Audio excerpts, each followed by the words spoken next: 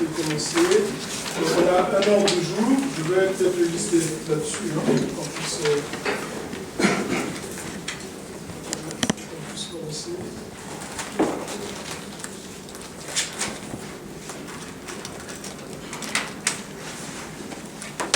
Donc, grosso modo, on a 3e.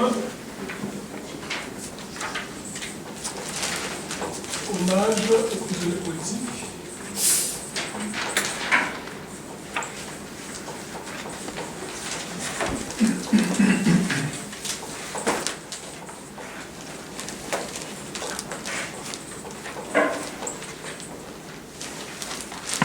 Donc, 2, il y a la question du pool.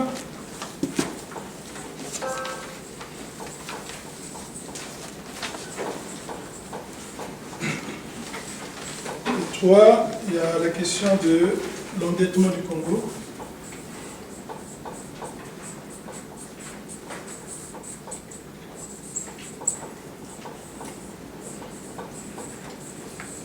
Et en 4, on aura les divers.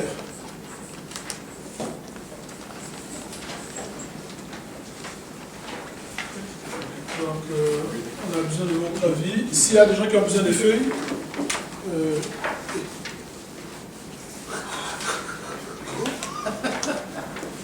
c'est la même vue. Oui, c'est la même. S'il y a des gens qui ont besoin de feuilles, on a des feuilles ici.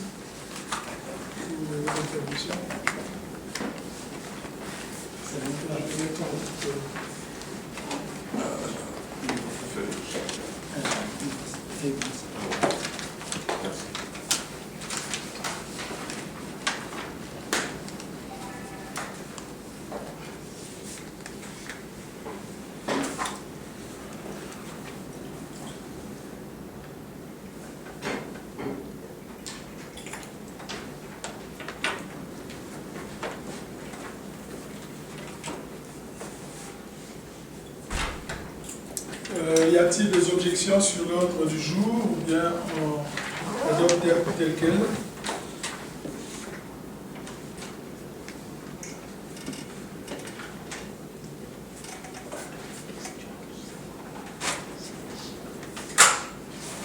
Bien, toutefois, donc s'il n'y a pas de... S'il n'y a pas d'ajout, on l'adopte tel quel, et puis de toute façon, dans les divers, on pourra faire des rajouts. Et donc, pourquoi les prisonniers politiques aujourd'hui? Pourquoi cet hommage? En fait, cet hommage fait suite à notre déclaration, à notre communiqué de presse de la semaine dernière, à notre communiqué de presse du 12 août 2017, qui coïncidait donc avec la sortie, donc le retour à Paris de notre ami, notre compatriote Modeste Boukadia.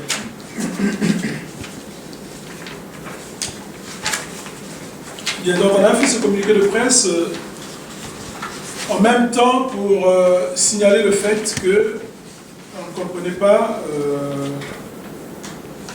c'était en même temps bien que notre frère soit libéré, mais en même temps, il fallait se rendre compte qu'on avait encore plusieurs personnes emprisonnées illégalement au Congo. Donc les noms, on a cité quelques noms, il y a Paulin Makaya, Jean-Marie Michel Okoko, André Komissalissa, Anatole Mourouka, Jean Wavi, Jacques Panonganzala, colonel Marcel Pika, Gis Fortuné Mbemba et tant d'autres personnes. Et si mes souvenirs sont exacts, dans la semaine, il y a même eu un prisonnier qui venait de décéder à la maison d'arrêt. Donc c'est une façon de dire que les conditions de détention de nos prisonniers politiques sont très très exécrables.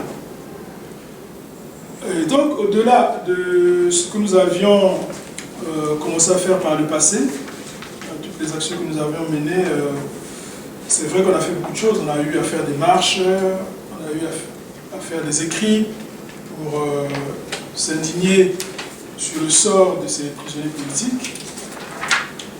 Mais je pense que nous devons passer à une nouvelle phase. C'est un peu l'objet de cette interpellation. Il faut que nous passions à une nouvelle phase pour prendre à bras le corps le problème des prisonniers.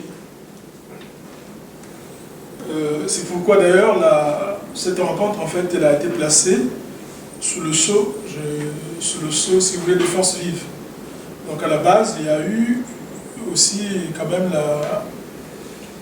le souhait de plusieurs associations pour qu'on puisse organiser cette table ronde, enfin cette rencontre pardon, même si aujourd'hui, même si le calendrier, comme on l'a appris qu'il y a une semaine, il coïncidait avec d'autres événements. Donc certaines personnes avec lesquelles on a arrêté cette rencontre, à l'heure où je parle, sont dans des préoccupations familiales qu'ils avaient déjà arrêtées 2 ou 3 semaines à l'avance. Peut-être qu'ils vont nous rejoindre avant la fin de la séance. Donc, que faisons-nous dans le cadre de la diaspora? Quel est notre apport en tant que diaspora pour les prisonniers politiques? On sait qu'actuellement, par exemple, au Congo, il y a des familles qui sont rackettées par la police. On enlève des jeunes adolescents dans les quartiers et il faut aller donner de l'argent pour les délivrer. Donc, beaucoup de parents sont incarcérés. Donc, ces questions, je ne les pose pas, comme je l'ai dit tout à l'heure, pour dire qu'on n'a rien fait jusqu'à présent. Non. C'est qu'on a utilisé les moyens de bord que nous avions. Mais ces moyens de bord sont insuffisants, on se rend bien compte. Donc, les marches ont été faites, on a publié les textes. Maintenant, aujourd'hui, je pense qu'on doit passer à la phase d'action. Et donc, dans cette phase d'action, il y a plusieurs propositions. Je pense qu'on va d'abord donner la parole à quelqu'un, à Ben, hein, à moins que tu veuilles intervenir après, du point de vue des propositions. Donc, du point de vue proposition au sein des assises, ce qu'on a pensé comme proposition, c'est la suivante. C'est que nous avons, si je vous ai donné en fait ce communiqué avec le verso, c'est parce que les deux sont utiles. Au verso, il y a un communiqué de presse du 3 août qui faisait état, si vous voulez, de la violence politique institutionnalisée dans notre pays. Et cette violence politique, notamment au niveau de Brazzaville, elle porte un nom, c'est le nom du général Ndenge, le communiqué de presse du 3 août. Donc ça, c'est une action que nous avons déjà engagée. En quoi consiste cette action? Cette action consiste à mettre tous les faits qui sont rapportés ici. On a 5 faits rapportés qui constituent en soi des dossiers. Donc le premier dossier, c'est le dossier qui sont récents. Hein. Donc le dossier des élèves et étudiants, pas étudiants en fait, des lycéens et collégiens au lycée Victor Gagnor, donc qui avait été malmené par la police nationale. La vidéo circule encore, donc ça c'est une preuve qu'on a déjà archivée. Le 1er juin, vous êtes bien rendu compte, bon ça aussi la vidéo existe, la police a fait des exactions à Gangalingolo où on a eu des jeunes qui étaient dans une benne, hein, dont l'un avait porté, dont l'un en fait avait reçu une balle au dos, et le policier en direct il disait bien, nous on va aller vous tuer. Donc ça c'est la deuxième preuve qu'on a mis dans le dossier. Et la troisième preuve, elle est récente aussi, l'échange téléphonique que Ndenge a eu avec un étudiant, M. Mambeke, de l'université Marie-Wabi, alors que le jeune n'était là que pour défendre ses intérêts, c'est-à-dire les intérêts de la communauté étudiante. Donc Ndenge a bien dit qu'il pouvait le faire disparaître. Bien. Donc d'autres étudiants actuellement vivent dans la clandestinité à Brazzaville. Et donc quand on analyse cet ensemble de faits, nous avons pensé que ces éléments peuvent constituer un dossier que nous allons rajouter au niveau du dossier des prisonniers politiques, et pour qu'on puisse faire du lobbying auprès des organismes tels que la FIDH, Amnesty International, Survie, Sherpa, la Croix-Rouge internationale, mais ceci vraiment avec l'ensemble des forces vives de la diaspora. C'est-à-dire qu'on ne le fasse pas de manière parcellaire, mais tous ensemble pour qu'on puisse porter haut cette question des prisonniers politiques. Pourquoi il en est ainsi? Pourquoi est-ce que le monde ne s'émeut pas? Est-ce que c'est parce que nous ne nous mobilisons pas assez? Ou bien c'est parce que nous ne le faisons pas dans des bonnes conditions? Donc voilà un peu pour le premier point, les éléments que j'avais à donner. Mais je vais être complété par Ben, qui lui aussi suit cette question depuis longtemps, qui connaît bien cet organisme. Et on avait dit aussi que par rapport à son expérience, je pense que Mafimba, qui connaît bien le dossier du ministre Kombi Salissa, pourra aussi nous donner quelques éléments de ces démarches en cours ou bien à venir. Donc voilà un peu les éléments. Est-ce qu'on peut d'abord écouter Ben pour qu'on passe aux questions après? Tu voulais poser une question? Non, pas une question, je voulais dire quelque chose. Tu voulais faire une intervention? Vas-y, vas-y. Ce que nous faisons, c'est bien. J'ai eu un journaliste de Africa 24 et j'ai checké. Oui. Il dit que ce que nous faisons, nous l'apportons bien aux journalistes qui ont le publier. C'est vrai, nous écoutons Jean-Zana TV et Congo Libertis, mais les autres, ils interviennent dans les grands médias. Ils ont un dimat. Ce texte-là, que je vais te donner là, que tu as pris, il faut que tu l'envoies à l'enregistrer, procurer cet après-midi-là. Ok. Parce que Kémaloué vient ici, il ne demande pas de l'argent. Les Arabes, quand tu viens ici, ils nous demandent de l'argent. Vous me révélez aux journalistes qui doivent entendre porter dans une grande télévision, le système de presse, qui peuvent nous aider. Et puis il faut organiser la presse des assises. Après, la démocratie, on a de manière. Aujourd'hui, ça va dans le pays de Fana. Fabrice Montana, compris par la maître Cordélé, bon de Dakar déserté, Sadia déserté. Bon, il n'y a pas de presse, comment on peut l'organiser? Et chercher la communication des Pana. Merci pour tes remarques. Donc, effectivement, quand tu m'as appelé, j'ai dit qu'on en prenait compte pour voir effectivement comment améliorer ce côté-là, puisque dans cette nouvelle phase, effectivement, on a besoin de cette presse dynamique. Donc, on va voir justement comment on va entrer en contact avec eux. Merci. Donc, on va passer la parole à Ben. Bon, d'abord des généralités. C'est une forme d'autocritique en même temps, une forme également de constatation. C'est que depuis un moment, on a l'impression que nous faisons la même analyse par rapport à la situation du Congo, nous faisons des réunions, nous faisons des meetings, et que la réalité n'avance pas. C'est bien pour ça que par rapport à la mobilisation que nous faisions il y a quelques mois, quand on compare avec ce qui se passe à l'heure actuelle, on a l'impression que les gens sont légèrement désespérés. Donc il nous faut effectivement reprendre le poids de la bête, proposer des choses beaucoup plus pratiques pour que les gens se rendent compte effectivement que la situation est en train d'évoluer. Alors, je n'interviens pas ici en tant que Tungabani, mais en tant que président de la PDCI, la plateforme contre la corruption et l'impunité. Et donc, je suis venu avec des propositions, tout simplement avec des propositions, sans me mettre à refaire l'analyse de pourquoi ils sont en prison, quelles sont les conditions, ça tout le monde le sait.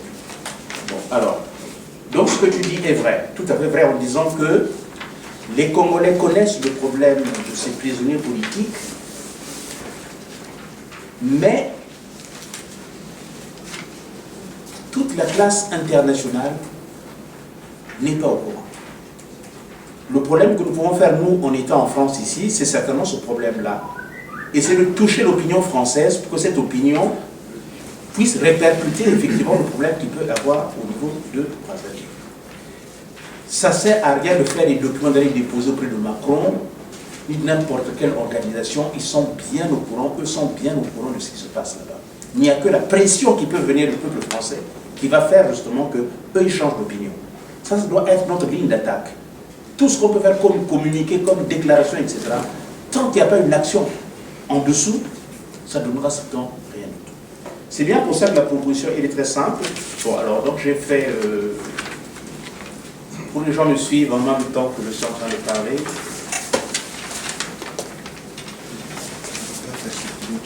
Alors, je disais, aujourd'hui le Congo est dans une situation catastrophique à tous les niveaux. La mauvaise gouvernance, la violence, l'impunité, la corruption et au cœur de la dictature congolaise, devant sa tête, le clan Sassou Nguesso. Ça, c'est dans le général. Alors, les fameux mots dont j'ai parlé hypothèquent chaque jour un peu plus le devenir du Congo en tant que nation africaine indépendante, libre et prospère. Notre pays doit être libéré. Bon, là, au niveau des assises, on est d'accord avec ça. En rapport avec ce sujet, avec les 3 sujets retenus aujourd'hui, la PCCI propose donc 2 actions concrètes à l'ensemble des forces vives. La première action, concernant le dossier des prisonniers politiques et droits humains, nous proposons tout simplement d'organiser une table ronde, une concertation au niveau des acteurs des droits humains sur les prisonniers politiques au Congo.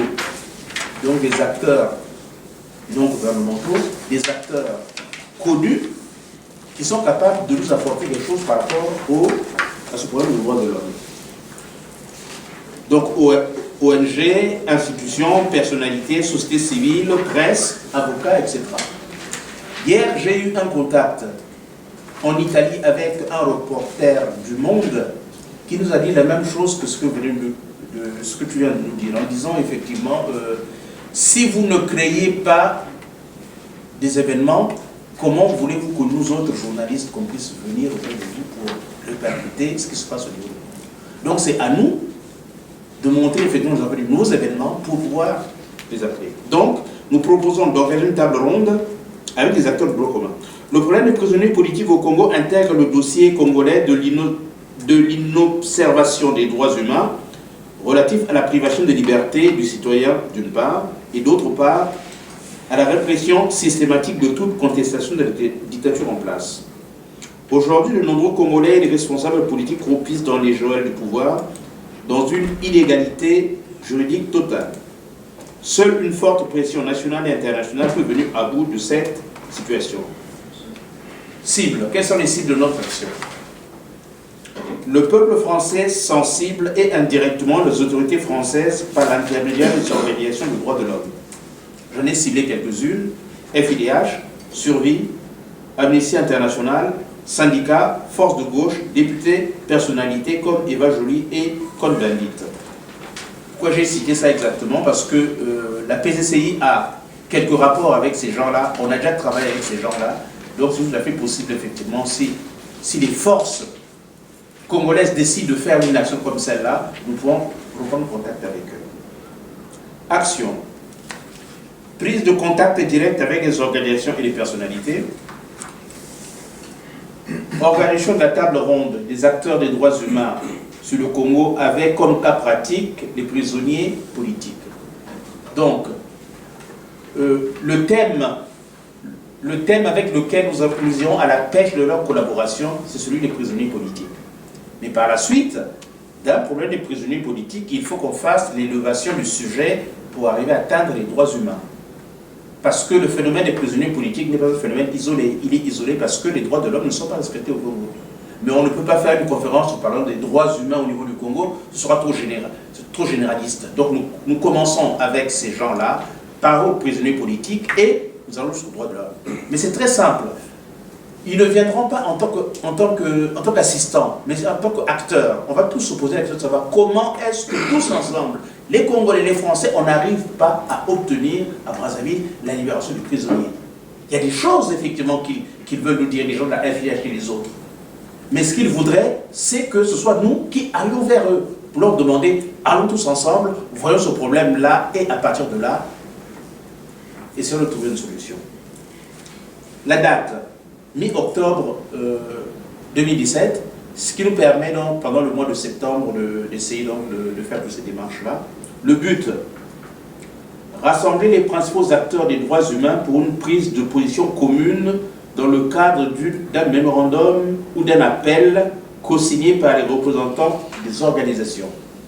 Si on réussit à avoir avec eux un front commun, à partir de ce moment, d'ailleurs ce jour-là, on peut inviter tous les journalistes qu'on voudra, les gens viendront. Nous aurons des gens d'appel. comme Patrick Baudouin, comme William Bourdon. Moi, je m'engage en disant effectivement qu'en les contactant, parce que nous avons déjà travaillé avec eux, en les contactant, ils voudront nous donner ce coup de main-là. Ce qui me manque, c'est que notre cause puisse avoir quand même un certain nombre de noms français, pas n'importe lesquels. À partir de ce moment-là, même si nous allons auprès du gouvernement avec ce mémorandum-là, nous avons déjà quelque chose de beaucoup plus pratique. Et à partir de là, le travail médiatique doit commencer.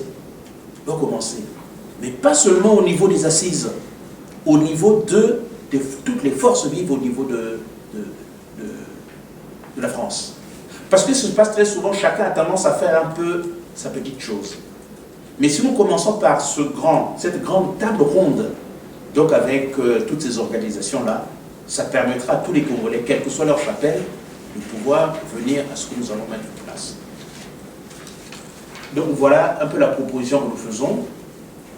Si nous sommes d'accord avec la proposition, donc avant la fin de cette rencontre-ci, on voit quels sont les gens qui sont intéressés. En tout cas, la PCCI est prête à livrer son expérience pour qu'une pareille initiative aille jusqu'au bout.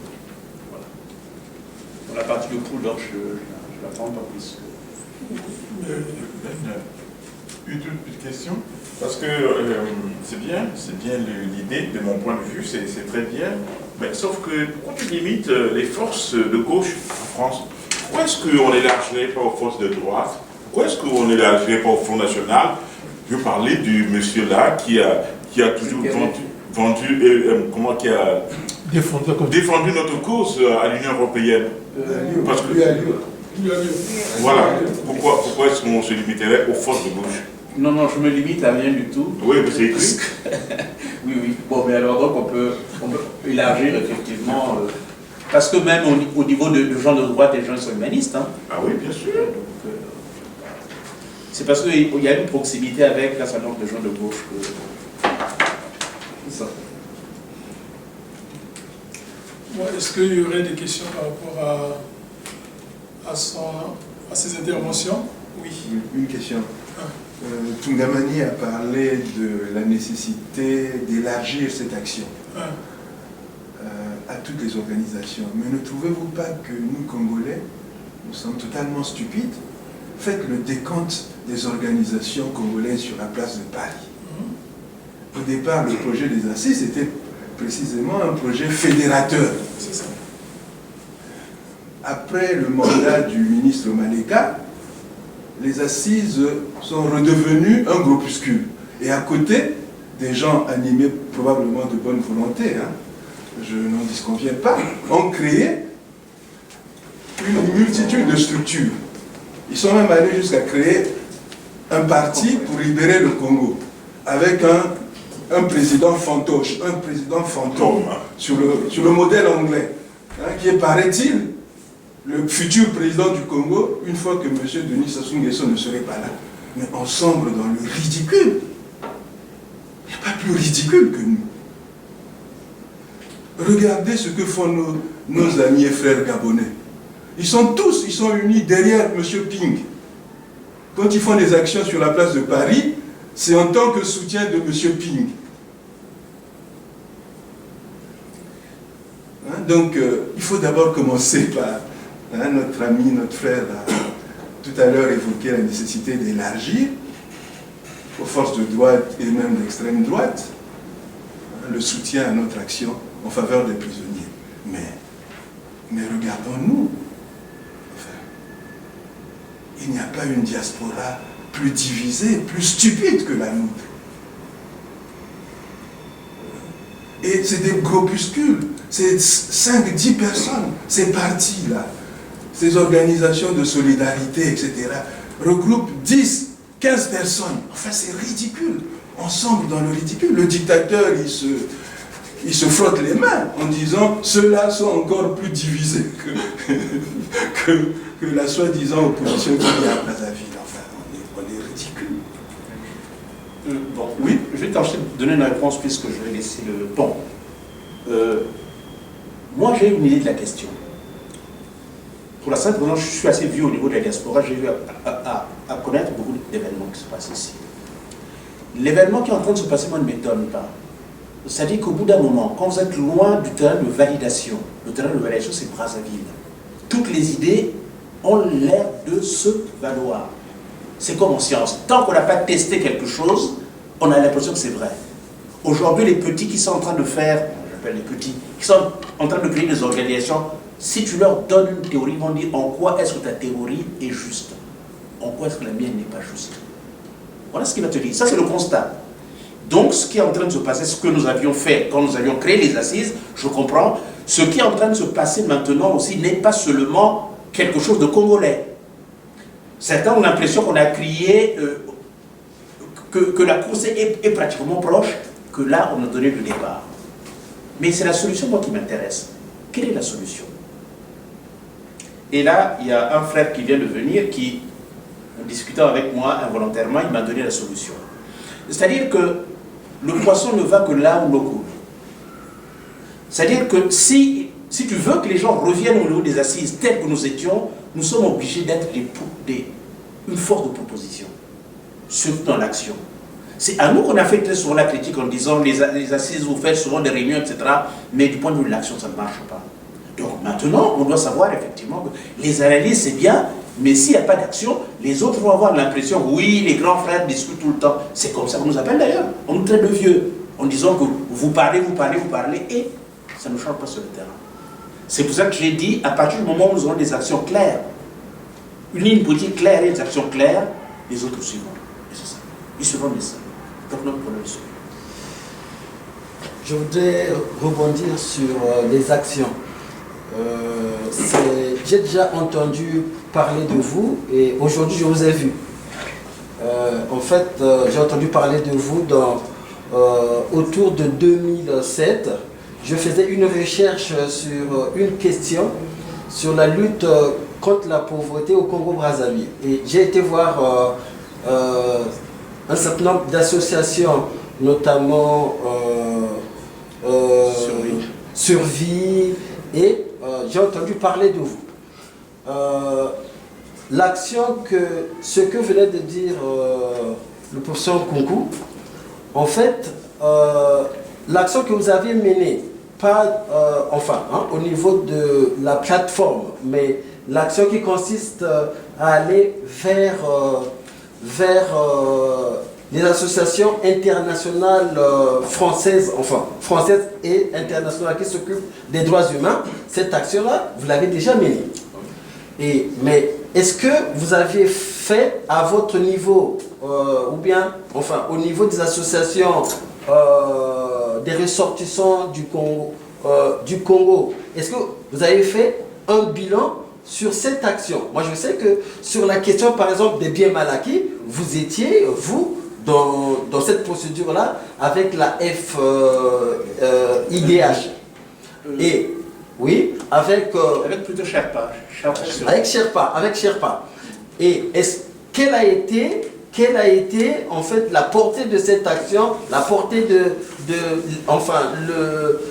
la portée de l'intervention, par exemple, de Bourdon et les autres, et pourquoi, par exemple, cette action-là que vous avez menée il y a quelques années, en fait, n'est pas, par exemple, articulée à ce qui se fait, par exemple, à ce qui se fait, qui va se faire demain. Ok, merci de la question. On va procéder autrement. On va s'excuser. C'est-à-dire que dans les... Oui.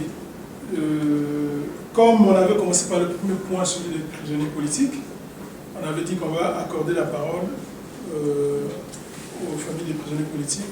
Il y a Madame Boukadia qui vient d'arriver, qui va nous donner son témoignage, puisqu'elle est un peu préoccupée par la situation que vous connaissez. Donc, comme elle va aller ailleurs, on va lui donner quand même rapidement la parole, qu'elle intervienne. Et puis, après, on continuera notre discussion. Venez avec nous.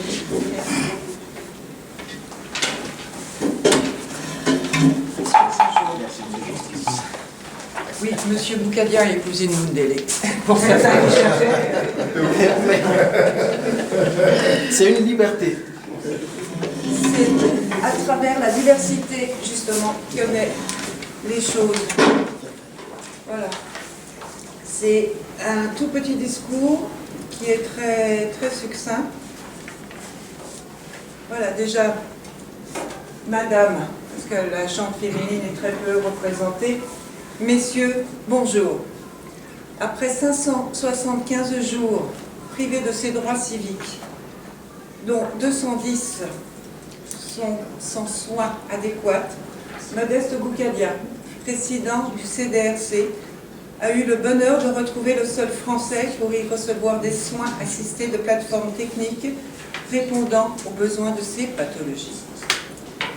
Grâce au travail efficace de la diplomatie française qui a œuvré sans ménager ses efforts, cette entreprise a été couronnée par cet aboutissement que l'on connaît. Modeste a été rapatrié sanitaire. Il n'est toujours pas libre. Mais le président du CDRC est condamné à 30 ans de travaux forcés et une amende de 100 millions de francs CFA pour le motif d'atteinte à la sûreté de l'État. Cette condamnation a été prononcée le 3 mai 2017 et n'a jamais été signée, donc non enregistrable. J'y étais, et c'est pour ça que j'insiste sur ce point de non enregistrable, puisque cette procédure s'est arrêtée, cette grosse jugement, n'a jamais été signée ni par le greffier, ni par le président du tribunal. Puisque entre-temps, j'avais fait une émission à Ziana TV en faisant « Je recherche les hommes nécessaires pour signer ». Mais maintenant que Modeste est à Paris, nous allons agir autrement. Mon mari doit reconstruire sa santé après l'agression physique et torture subie le 15 novembre 2016, et ce n'est pas du défalation, dans l'enceinte de la maison d'arrêt de Pointe-Noire par le directeur de cet établissement carcéral. Cependant, M.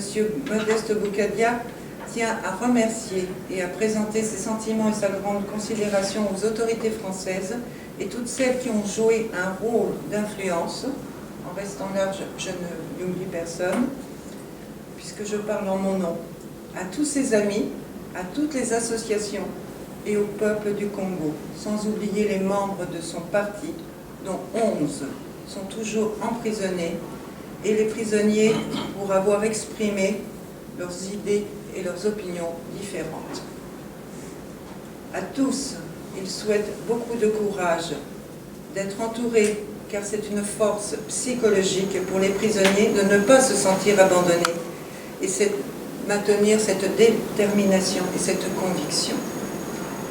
Je fais une parenthèse, beaucoup des prisonniers se sentent effectivement abandonnés par leur famille. Ce n'est pas que la nourriture, parce que le prisonnier du CDRC qui est à Ouesso, ils ont à l'heure actuelle une boîte de sardines pour 2 pour la journée.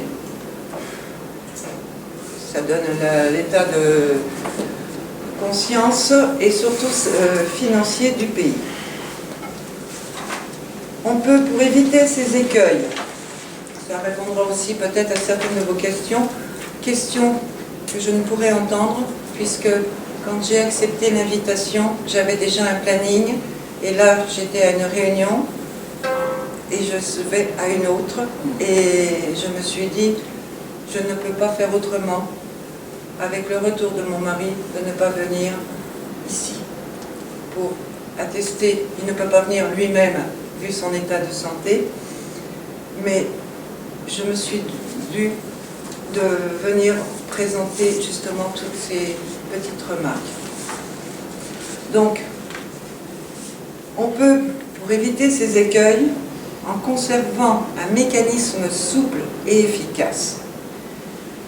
Il en appelle à cette assemblée pour éviter une implosion générale, à considérer que nous ayons à travailler sur une conférence nationale nouvelle génération, loin des invectives, car la situation l'impose.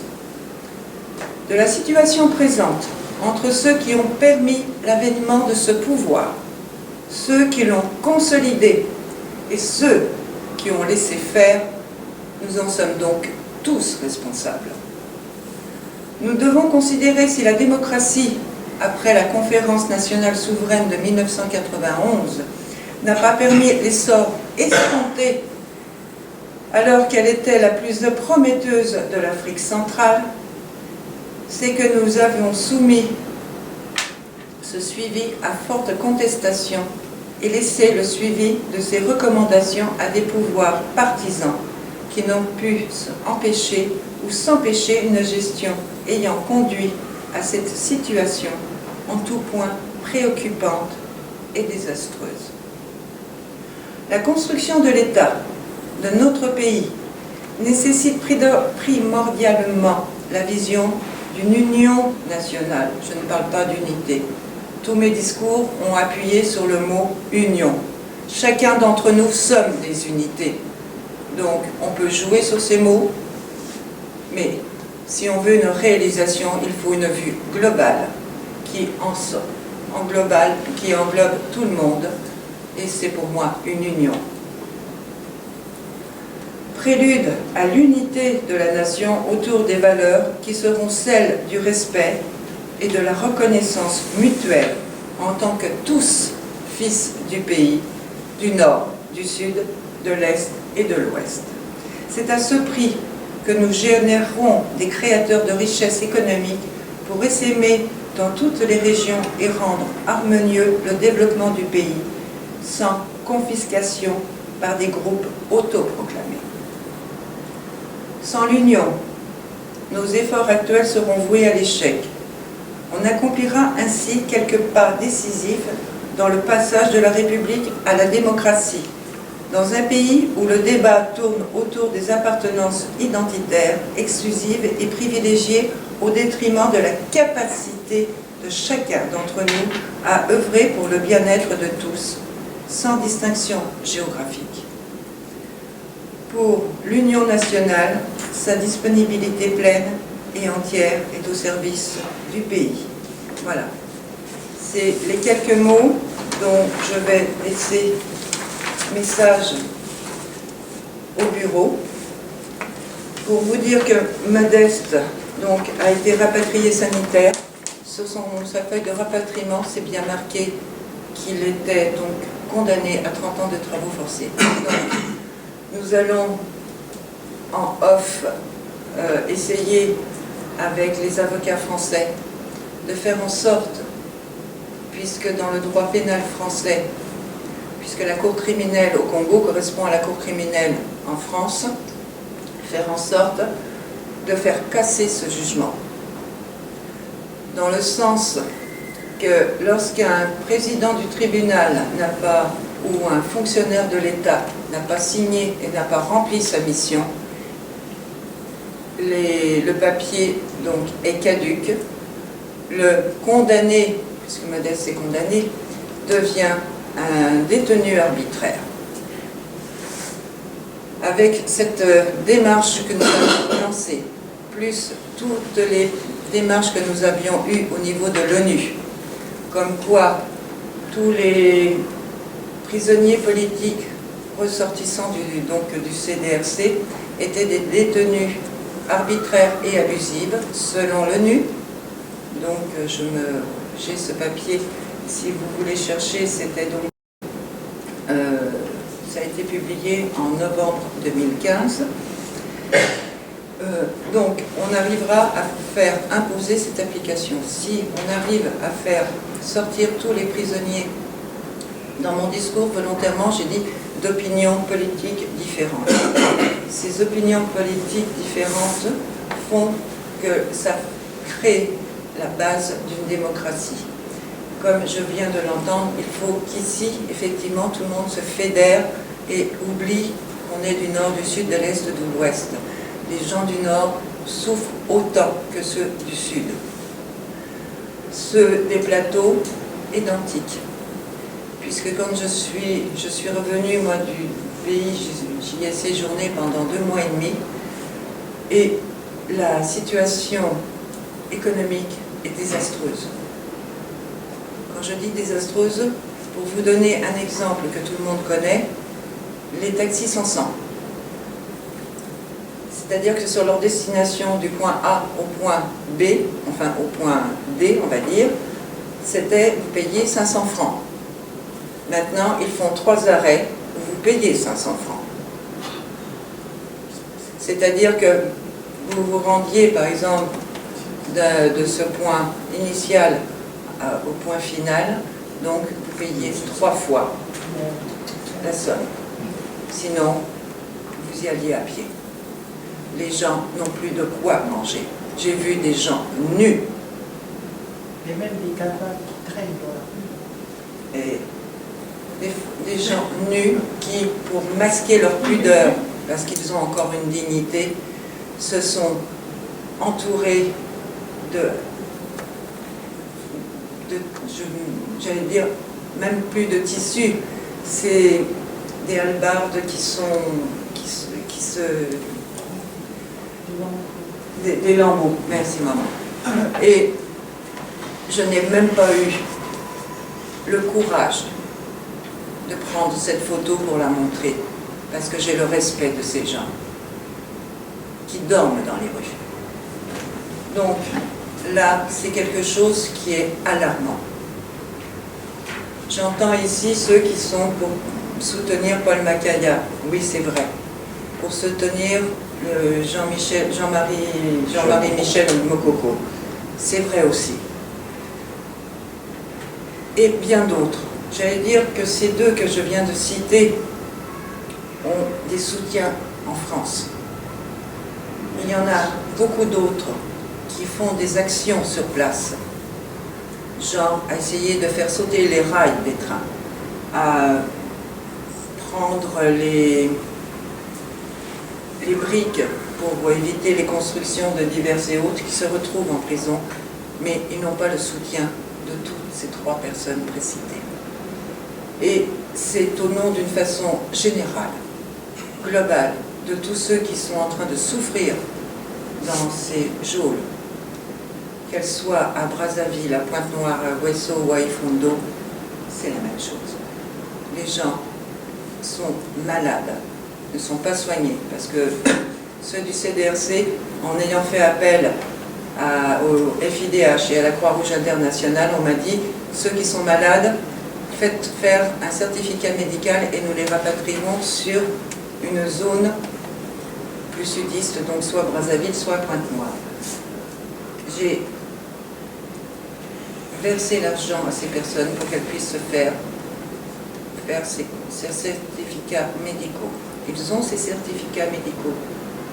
J'ai recontacté ces organismes internationaux et le résultat, c'est qu'ils sont toujours en place et que j'essaie de leur insuffler seulement du courage et de leur envoyer un peu d'argent pour qu'ils puissent vivre.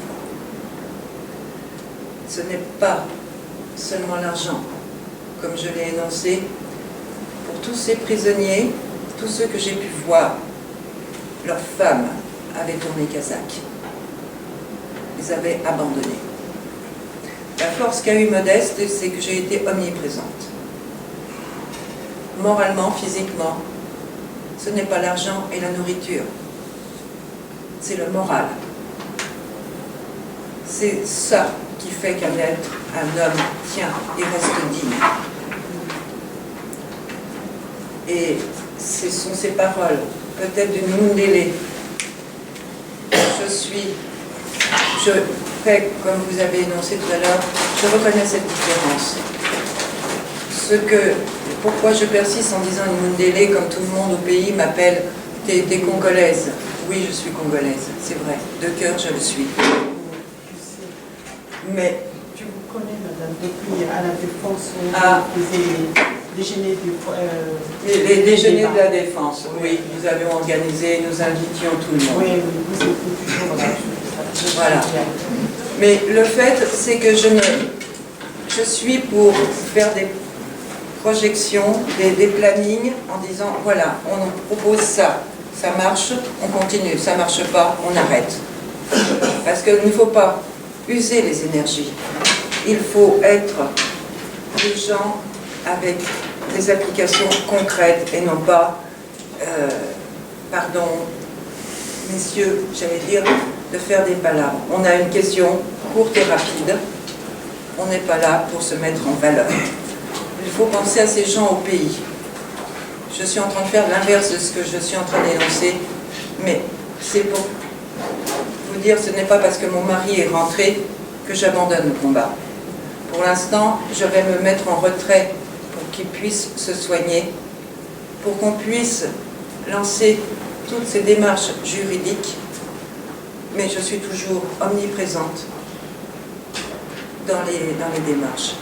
J'habite maintenant à Chartres, donc ce n'est pas toujours évident pour moi de revenir sur Paris, mais il y a les vidéoconférences, donc au besoin, je peux être par vidéoconférence vous suivre. Je ne lâche pas. Je suis comme un peu un morpion. Une fois que j'ai accroché mon poil, je m'y tiens.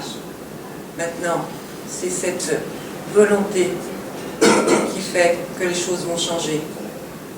D'éviter que les gens deviennent des girouettes, qu'ils aient des convictions. Ça, c'est le point crucial qui réunira tous les Congolais, ce qui évitera que cette diaspora soit éparpillée. J'ai entendu que M. Ping était un exemple. Non, M. Ping est un financier. Il a un lobbying derrière. Et M. Ping est aussi le financier de M. Sassou. Donc, c'est peut-être un exemple. Je regarderai plutôt de l'autre côté du fleuve, au niveau de la RDC, où quand eux se manifestent, ils sont tous unis. Mesdames, messieurs, je ne monopolise pas la parole. Je vous laisse, voilà, ce petit discours.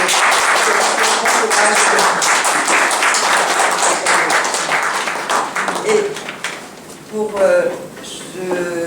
je suis très heureuse que vous m'ayez accordé ce petit moment et je vous souhaite une bonne continuité dans tous vos travaux. Merci.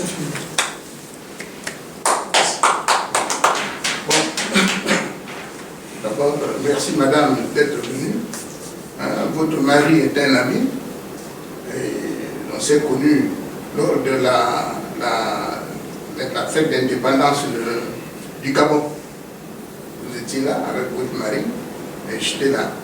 Nous avons engagé une petite discussion. Il m'avait donné à l'époque ses idées à lui et tout. Bon, il était sur cette idée qu'il y avait un Congo meilleur et un Congo qui n'était pas, je crois que vous vous rappelez de ça. Et pour cela, il fallait que ça séparait les deux Congos. Moi, je lui disais, le mal du Congo, c'est M. Sassou. D'une manière ou d'une autre, tous, moi qui vous parle, j'ai contribué à ce que ce monsieur-là reste là aux affaires.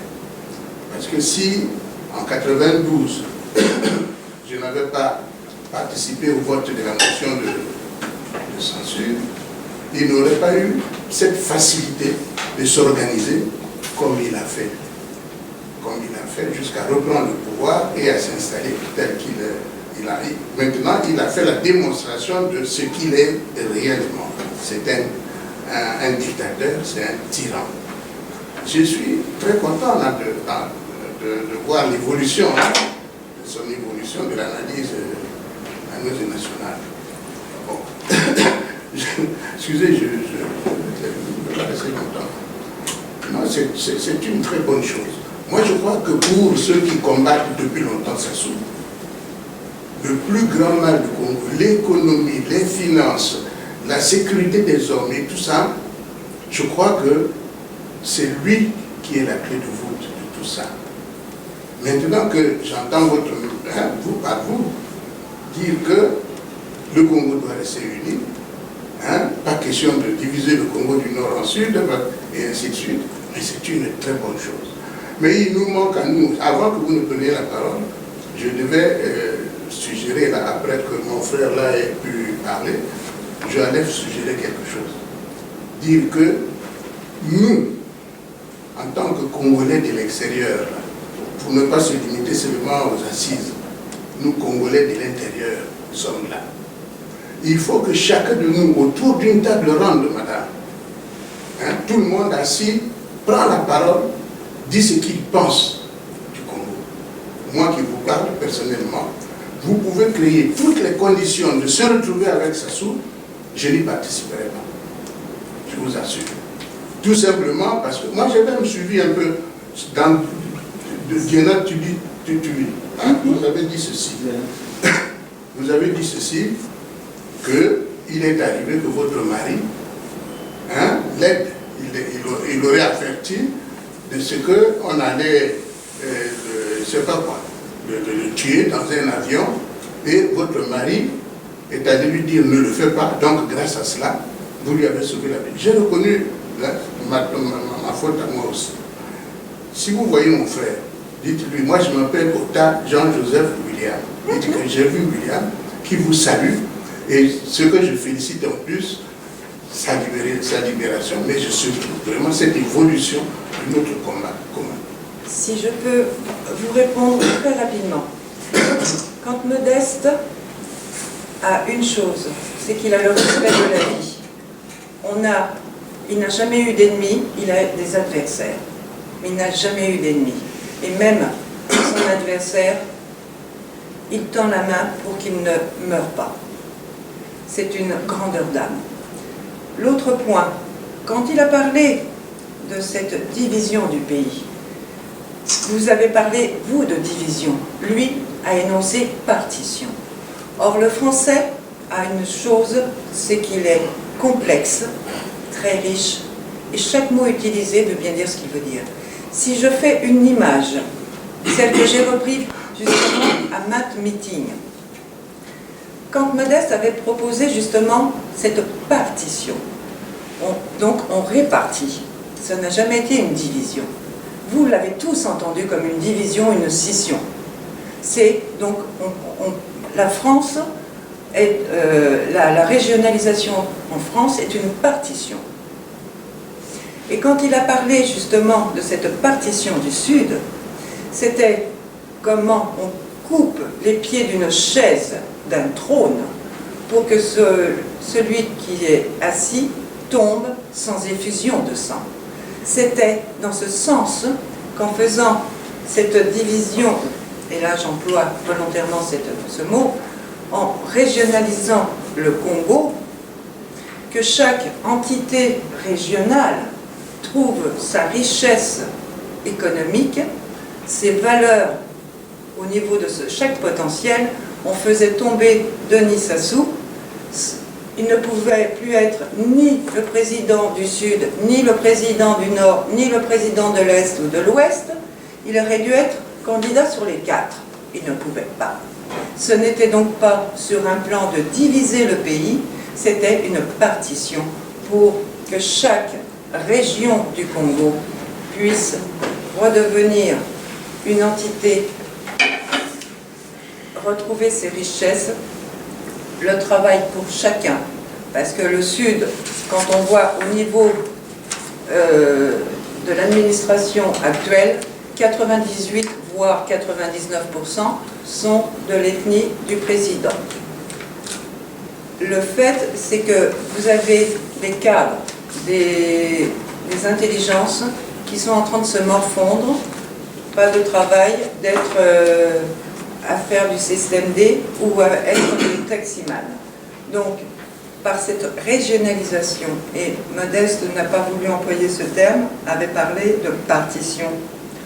Voulant s'adresser à cette classe congolaise qui est une élite, il s'est dit les mots seront compris, et hélas, ça s'est retourné contre lui. C'est pas grave, mais ça, il a toujours œuvré, même en parlant de partition, d'union nationale pour recréer que chaque diamant qui est chaque région de ce pays puisse s'imbriquer à nouveau au niveau du Congo et en faire cette richesse. Voilà pourquoi je tenais à vous l'énoncer, à vous répondre. Merci de m'avoir écouté. Navré de mon impolitesse de ne pas écouter la suite, mais bon courage et m'attendons ma mine.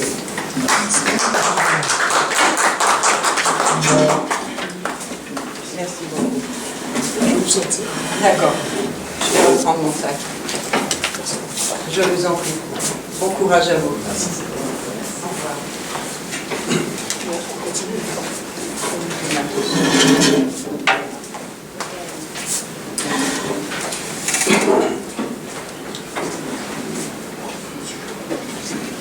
Je vous donne ma carte. Et décidément, c'est facile.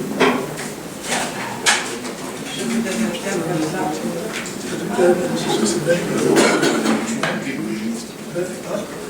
Les cartes. Même va revenir et puis on va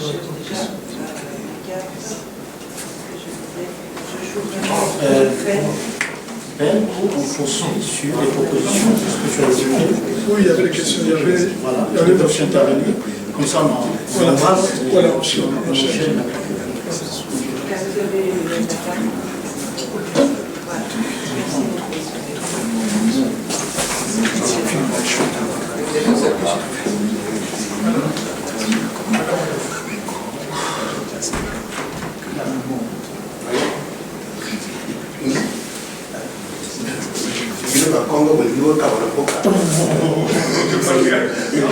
On a le choix de... Doyen. Est-ce que c'est même un problème? Quelqu'un peut avoir ses idées. Si on veut repartir, si on veut diviser, on divise. Mais c'est des idées que quelqu'un porte. Dans un pays démocratique, si les Congolais veulent c'est sur la table, mais on met sur la table. Mais c'est pas une raison d'arrêter les gens. Éventuellement, on va au arrêter les gens. Nous n'égarons pas. L'ensemble du point de vue des droits de l'homme, on ne va pas rentrer dans les idées de... Non, c'est la division. Donc, on a la choix. C'est l'idée sans idée. C'est une façon démocratique. Mais on met sur la scène. On n'emprisonne pas quelqu'un parce qu'il est bon. C'est pas lui, il dit. Tout le monde de se prononcer. Bon, mais il faut la comprendre. On va essayer d'atténuer le tranchant du propos. Il faut la comprendre. Non, maintenant, la changé d'identité. Il faut arrêter. On est de gens soudés. Même si on divise, on est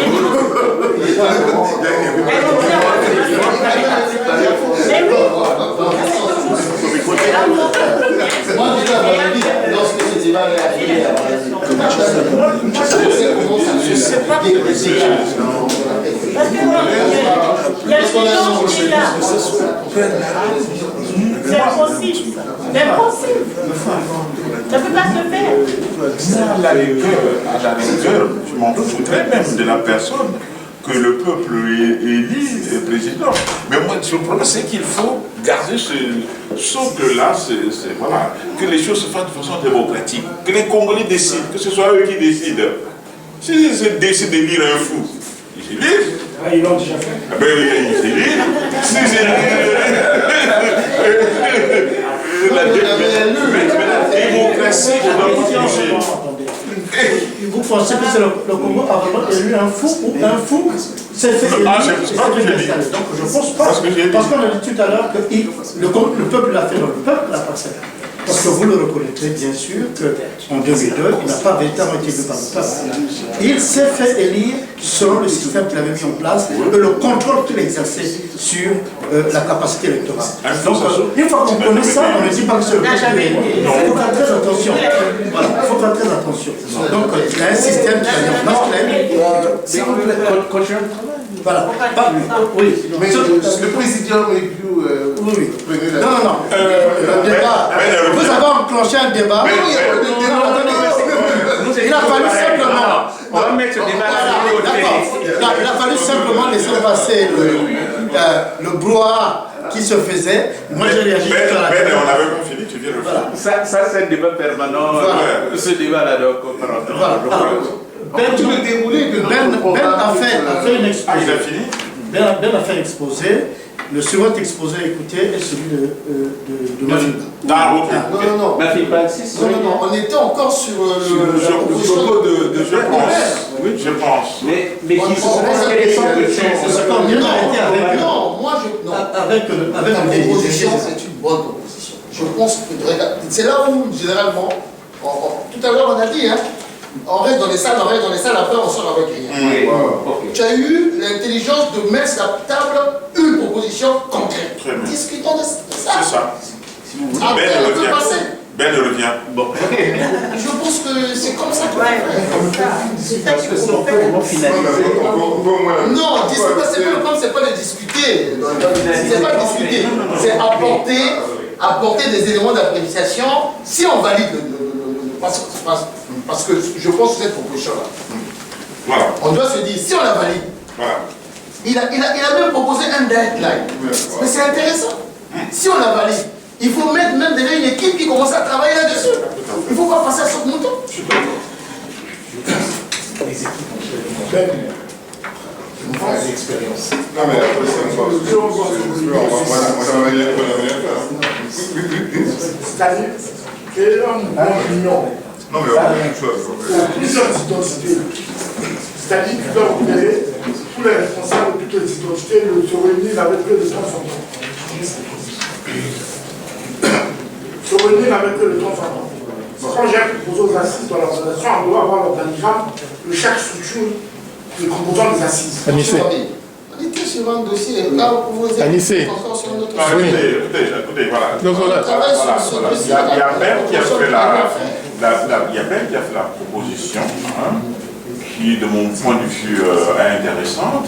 Bon, est-ce qu'on est d'accord sur la proposition? Si oui, on va voir la faisabilité de la chose. Par exemple, tu as eu une idée aussi, déjà proposer comment on va se faire. On fait comme ça, on passe à la phase pratique. On met en place certainement une équipe, ou comment, etc. Oui. Oui, je voulais dire. L'ordre du jour, c'était les prisonniers politiques. Par rapport aux prisonniers politiques, Ben vient de faire une proposition que moi je trouve excellente. Donc, j'ai envie d'apporter, entre guillemets, un certain nombre d'éléments par rapport à cette proposition. Qu'est-ce que je veux dire? Je vais être vraiment très bref.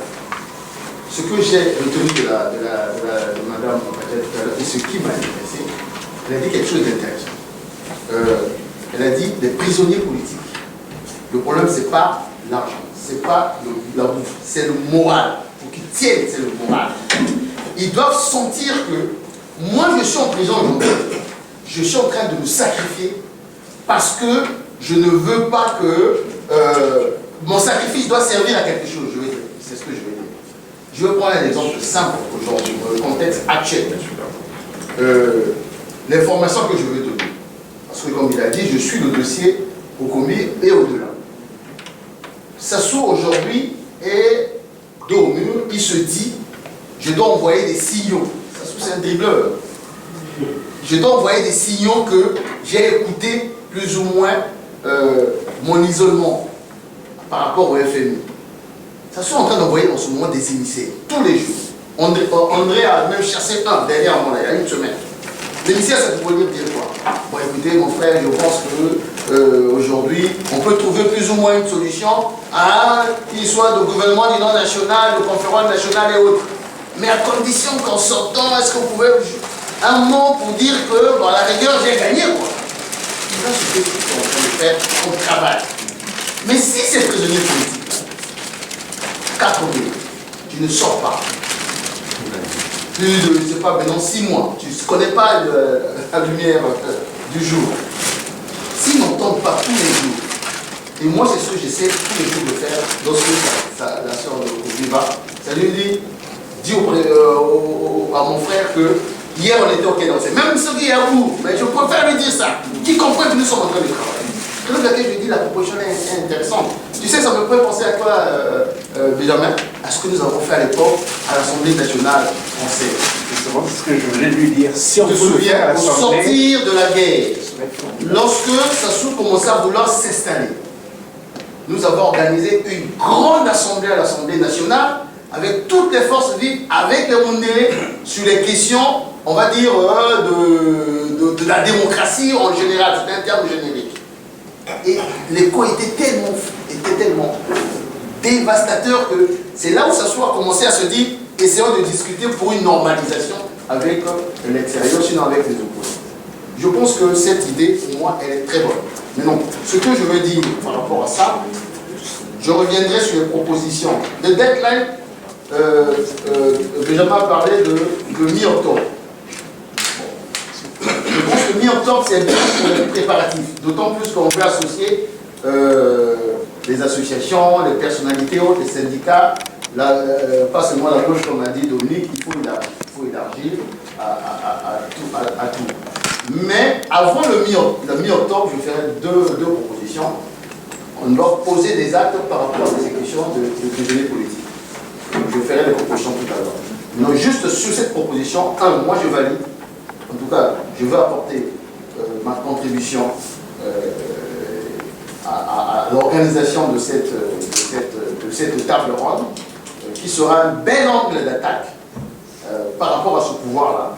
Parce qu'aucun parti politique français, entre guillemets, aucun syndicat, aucune ONG ne peut trouver un prétexte pour dire je ne viens pas. Tu ne peux pas. Tu ne peux pas faire prétexte. C'est des questions de droits de l'homme, c'est des questions de prisonniers politiques. C'est comme un boulard tropical. Ce qui se passait en 2016, on dit ah non, moi je ne peux pas m'adresser, je ne peux pas. Ça sera pour moi un grand moyen de mettre sur la place publique véritablement ce problème. Donc pour moi, je valide ce truc. Ce que je propose, c'est que très vite, qu'on mette en place un petit comité de 3-4 personnes qui va commencer à réfléchir à la fois sur le mode opératoire, les acteurs, qui va s'occuper de contacter un certain nombre d'ONG, comme on le fait à l'époque. À l'époque, qui va intervenir, quelles sont les thématiques qui seront abordées, les conclusions, voilà, tous les volets. On met déjà mi-octobre, je crois qu'en un mois, on peut organiser quelque chose de grand. Quelque chose de grand. Et nous avons, parce qu'on ne le voit pas assez, nous avons un gars comme aujourd'hui, le frère Alain Mabankou, qui peut nous amener ses amis intellectuels pour venir exposer là. Enfin, je veux dire, il suffit de travailler avec ce genre de frères qui peuvent apporter énormément. Petit comme Andrea qui peut apporter énormément avec les contacts qu'il a au niveau de la société civile. Donc voilà un peu ce que je voulais dire par rapport à ce dossier qui pour moi est très très important pour mi-octobre, mais avant mi-octobre, j'ai deux propositions à faire sur la question des prisonniers politiques pour garder le moral de nos frères qui sont entre 4 millions là-bas. S'il vous plaît, excusez-moi, en fait, juste pour essayer d'enlever quelques illusions. Alain Mabankou, que vous citez, qui est dans un réseau ou qui a des réseaux, a déjà rencontré le dernier président, enfin l'ex-président de la République française. Et donc, il n'y a pas eu d'effet à cette rencontre-là. Hein? Donc, pour éviter toute illusion sur ces questions-là. On ne sait pas, on ne peut pas préjuger. Je marque qu'on a pas préjugé. On fait des débats sur les propositions des autres. Voilà, c'est pas ça, c'est secondaire. C'est pas ça. Le problème, c'est pas ça, mon frère. Mais regarde, il n'y a pas lieu de discuter sur ça. On discute pas dans une proposition, on discute. Je pense que le mieux serait, c'est une proposition. Vous associez dans un comité, dans le comité, et dans le comité, vous allez apporter des réserves. Ça ne sert à rien. Ça sert à rien. On ne sera pas seul. Associez-vous dans un comité, et dans le comité, lorsque un ami va proposer à vous allez dire ah, moi je vais des réserves pour telle raison. Je propose telle personnalité. C'est comme ça. Mais voilà. C'est un exemple, c'est pas un central, mais c'est important. Voilà ce que je voulais faire comme proposition par rapport à ce dossier. Maintenant, si lorsqu'on va arriver à la phase des propositions avant le mi-octobre, moi j'ai deux propositions à faire sur les questions relatives aux prisonniers politiques. C'est le compte. Qui était le suivant? C'est le vieux Ota ou bien... J'approuve son idée. Je pense qu'il faut faire un comité de 6 personnes. Je peux vous dire les personnes que je réfléchis. Il y a la nuit, il y a Kamara Koulamani, il y a Juste Moukaya, il y a le juriste qui est au point là-bas, il y a Premier Ngolongolo, on a juste une 6e personne. C'est-à-dire qu'il faut que vous arriviez, étant donné que même si Alain Mabankou a rencontré Hollande, qui n'a pas eu les faits, parce qu'Hollande était un président partant. Donc, il faut qu'on arrive à créer quelque chose que nous soyons les représentants des Congolais en France au point de vue de l'Élysée. La dernière moment, j'ai rencontré le maire plus tôt, qui m'a dit on aimerait connaître non seulement l'interlocuteur des Congolais en France. Pour ces chapelles-là, ne portent rien à l'État français comme connaissance. Vous avez deux personnes que Macron écoute, il y a le maire du Puteaux et Anne Hidalgo. De gauche et de droite. Il faut qu'on soit le seul interlocuteur des Congolais en France. C'est pour ça que tous les ceux que je vais nommer, vous devez réfléchir sur ce qu'on doit faire pour les prisonniers. Porter la connaissance des journalistes. Je demande qu'on se réunisse au sein des bureaux des jeunes qui ont une salle de conférence là-bas. Elle pourra nous enregistrer